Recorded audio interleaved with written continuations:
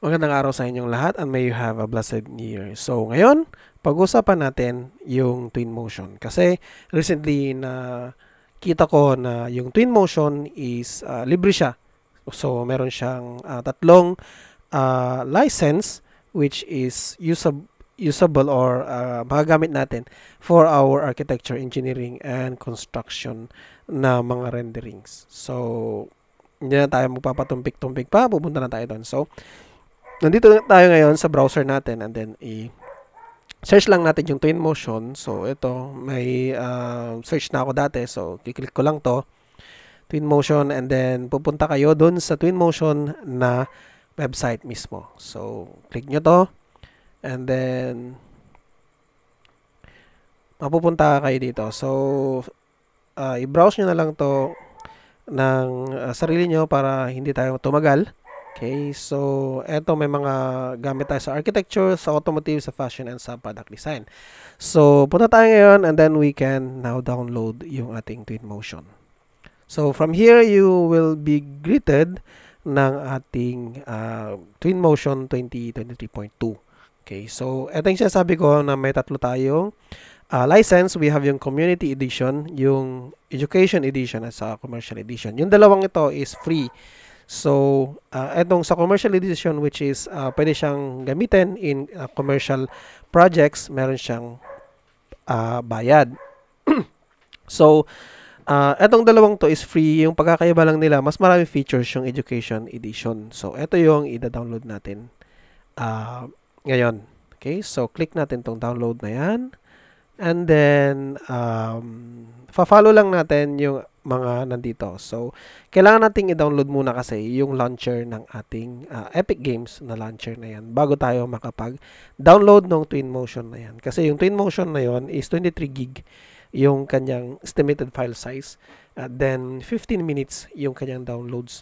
So, later on, i-fast forward ko na lang yung video na to para hindi naman kayo ma-bore dun sa pagda-download ng ating Twinmotion.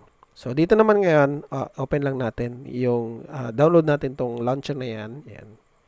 So from there, mapupunta tayo dito sa may downloads dito sa taas na yan. Download lang yan. Okay. So may na-download na ako kanina. So pinakita ko lang sa inyo kung paano siya mag-download. So kiklik ko na lang tong installer ng Epic Games natin. So, installer na yan, magpe-prepare siya for installation. Ito. And then, i-install natin siya. Click yes. And then, antayin lang natin na matapos yung kanyang installation. So, after niya ma-install, magtatanong ulit ng ating email address. So, kung hindi kayo nakapag sign up dun sa Epic Games Launcher natin nung download natin, magtatanong ulit siya na magsa-sign in ka dito. Okay, pwede rin mag-sign in later. Okay lang pa rin yan. Pero for me, mas okay na nagsa-sign in kayo kasi free lang naman siya. Okay, so i-click ko tong Google na yan and then magsa-sign in ako. So, after sign in, pwede na ulit akong pupunta doon sa Epic Game Launcher natin.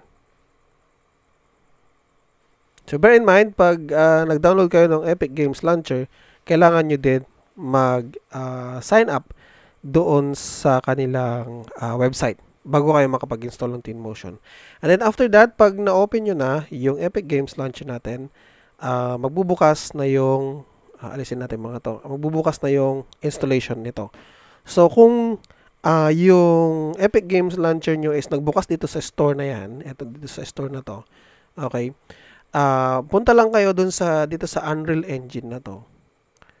And then, meron tayo dito ng Twinmotion na yan. Okay? Or pwede rin pumunta sa news, or sa samples, or sa marketplace, sa library, and then sa Twinmotion. Okay, dito yan.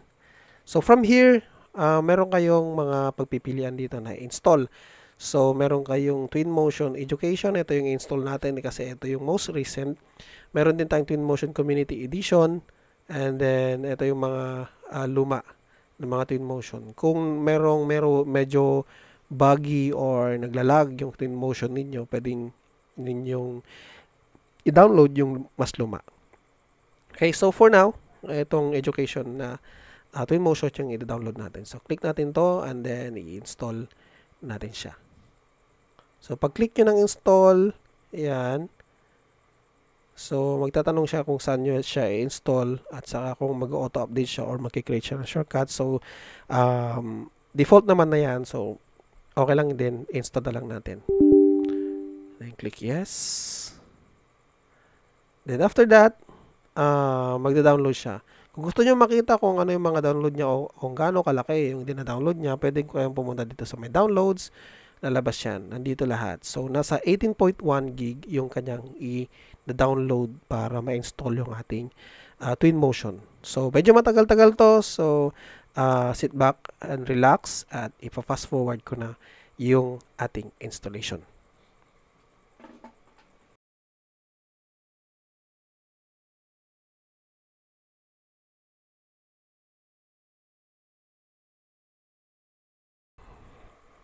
Ayan, tapos na yung ating download at installation ng ating ng ating Twinmotion. So, para makita natin kung na-download nga siya, nandito lang naman siya sa may library natin. And then, punta natin dito. Ito. Magla-launch lang yan. So, yan. So, nandito siya sa my library. And then, Twinmotion Edu 2023.2.1. So, launch natin yan. Click nyo lang yan, magla-launch siya.